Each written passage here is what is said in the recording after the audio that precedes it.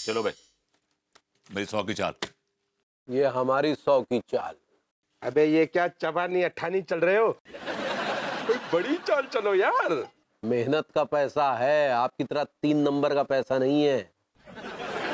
अरे तिवारी जी, गेम खेलिए यार, किस चीज मत क्या करिए आप, कम ऑन।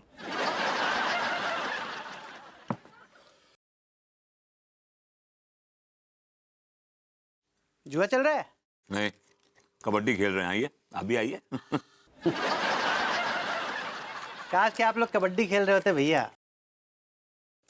मेरा सर आप लोगों के सम्मान में बहुत आदर से झुक जाता, लेकिन आप लोगों को यहाँ पे जुआ खेलते हुए देख के सच बता रहा हूँ भैया, शर्म से पानी पानी हो गया हूँ मैं।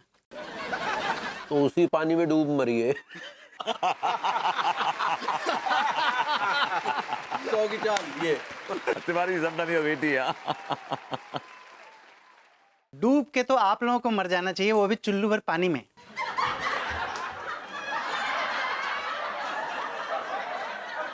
अभी क्या बका आपने? What you said just now? नहीं नहीं नहीं नहीं, मैं बक नहीं रहा हूँ भैया, मैं सच कह रहा हूँ। सोचिए ना, कितनी अच्छी अच्छी पत्नियां मिली आपको, यानी कि मेरी भाभी माएँ बेचारी कितना आदर करती हैं आप लोगों का, देवता मानती है आप लोगों को। और जब उनको ये पता चलेगा कि देवता नहीं है उनके पति, दानव हैं, तो कितना धक्का लगेगा, सोचा आप लोगों ने? 200 की चाल। हाँ। मेरी भी 200 की चाल। अरे भैया, जुए के अंधकार ने ना आप लोगों को पूरी तरह से अंधा कर दिया है, और इस अंधेपन में अब आप लोगों को कुछ भी दिखाई नहीं दे रहा है, कोई रिश्ते दिखाई नहीं दे रहे हैं। दिखाई दे रहे हैं तो सिर्फ शराब के जाम और ताश के पत्ते। सक्सेना जी, आप कुछ ज्यादा ही बोल रहे हैं, अपना मुंह बंद रखिए और चलिए यहाँ से, निकलिए। भैया मेरे सामने आपकी बोलने की औकात है नहीं। आपने कभी सोचा है कि आपके घर में घर कौन चलाता है? भाभी माँ चलाती हैं, आपकी पत्नी। वो भी बेचारी ग्रूमिंग क्लासेस चला चला के, और आप यहाँ पे क्या कर रहे हैं? उनकी नाक कटवा रहे हैं आप। शांत हो जाइए, तो पगलेट है।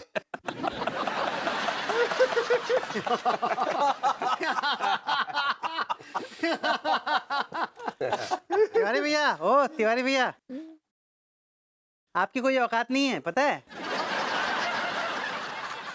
मेरे सामने बात करने की आपकी कोई औकात नहीं है। बेचारी भाभी माँ हैं, क्या सोचती हैं आपके बारे में, कितनी सीधी सादी हैं, और आप जैसे शातिर आदमी ने मेरी भाभी माँ की जिंदगी को पूरी तरह से बर्बाद कर दिया है। आप बिल्कुल भी इस लायक नहीं है कि मेरी भाभी माँ के पति बने हैं आप, बिल्कुल नहीं है, नालायक हैं आप।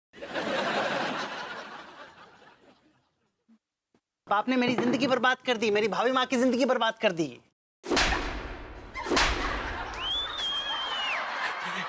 Double impact, I like it.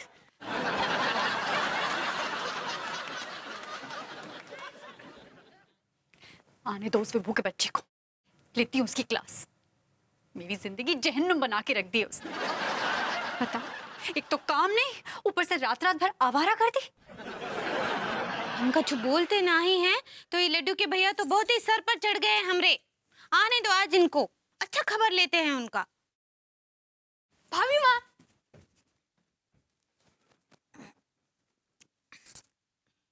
क्या हुआ भाभी माँ, आप सोए नहीं?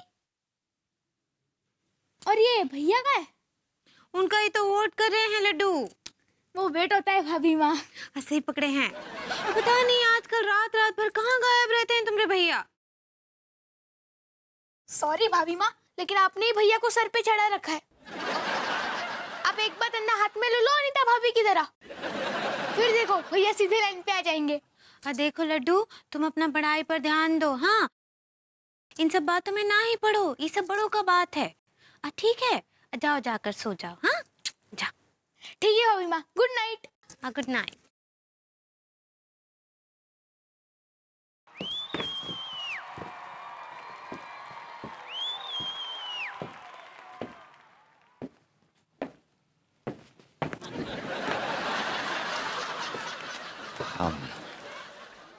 अनु बेबी, तू अभी तक सोई नहीं? कैसे सो, कैसे सो? यार तुम तो यार गुस्से में लग रही हो यार। तुमसे शादी करने के बाद मैंने गुस्से के अलावा किया ही क्या है? राइट, यू आर राइट कि शादी के बाद तुमने सिर्फ और सिर्फ गुस्सा किया। कहाँ से अय्याशी करके आ रहे हैं आप? What are you talking, Anu? मैं कहाँ से अय्याशी करके आऊँ? I'm a street man. अच्छा, जो आदमी घर में शराब पीकर घुसता है उसके बारे में क्या सोचा जा सकता है कि वो सत्संग करके आ रहा है? अरे ये तुम कैसी बातें कर रही हो पगली? हमने आज तक तुम्हारे अलावा किसी की तरफ आंख उठा के भी नहीं देखा, सिर्फ भाभी जी को छोड़कर। तो बताइए, हमको बताइए कि इतनी रात को कहाँ से आ रहे हैं आप? हाँ, आप तो अपना खोका हमरा मतबल है साहब, वो भी रात को 8 बजे बंद कर देते हैं और अब तो 12 बज चुका है। देखिए उधर। आज तो आपको हमको बताना ही पड़ेगा कि इतनी रात रात को कहाँ गायब रहते हैं आप, कहाँ से आ रहे हैं, और वो भी अच्छी शराब पीकर। बताइए, देखिए हमको बताइए कहाँ से आ रहे हैं, वरना या तो तुम आज ये घर छोड़कर चले जाओ, नहीं तो मैं ये घर हमेशा हमेशा के लिए छोड़कर चली जाऊंगी। अरे यार, आज तो ये पूरी तैयारी में बैठी है। क्या क्या बना बनाओ यार। जवाब दे रहे हो, नहीं तो मैं जाऊं और अपना सूटकेस उठाऊं। देखिए लड्डू के भैया, हम अपना स्वीट केस पैक कर लिए हैं। वो सूटकेस होता है पगली? ऐसे पकड़े हैं, हमने अपना अटैची भर लिए हैं, और अगर आप हमको ना ही बताए ना कि आप रात रात भर कहाँ गायब रहते हैं, तो हम आज रात का गाड़ी से अम्मा जी के पास चले जाएंगे और फिर कभी वापस ना ही आएंगे आपके पास। आज तो ये पगली किसी फैसले के मूड में है, इसे कुछ ना कुछ तो बताना ही पड़ेगा। अब बैठो पगली, बैठो।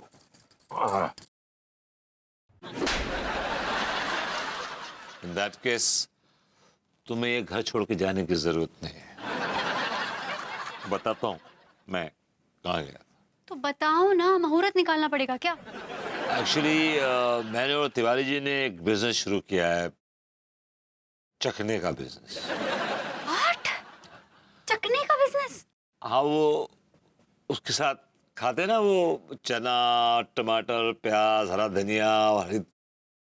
मालूम है मुझे, लेकिन तुम्हें करने के लिए ये 58-54 का वाहियात बिजनेस ही मिला था।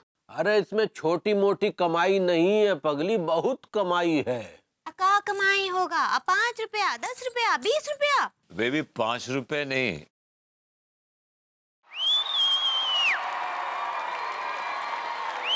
पूरे 5,000।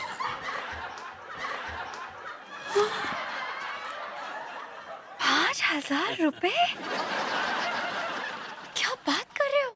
हाय दिया लड्डू की भैया, हर रोज 5,000 का कमाई। हाँ पगली, 5 नहीं 10,000 का कमाई। 5,000 तो भभूति जी ले जाते हैं ना। ठीक बा। लेकिन तुमने दारू क्यों पी? वो एक्चुअली जो हमारा खोमचा है ना, वो ठेके के एकदम सामने। तो क्या है कि कोई भी जान पहचान के शराबी आते हैं ना, तो 1-2 पैक पिला जाता है और अपना चखना ले जाता है, तो क्या अपनी तो फ्री में हो जाती है। वैसे ये आइडिया जरूर तिवारी जी का होगा। Exactly, this is baby, yeah. पहले क्यों नहीं बताया भी?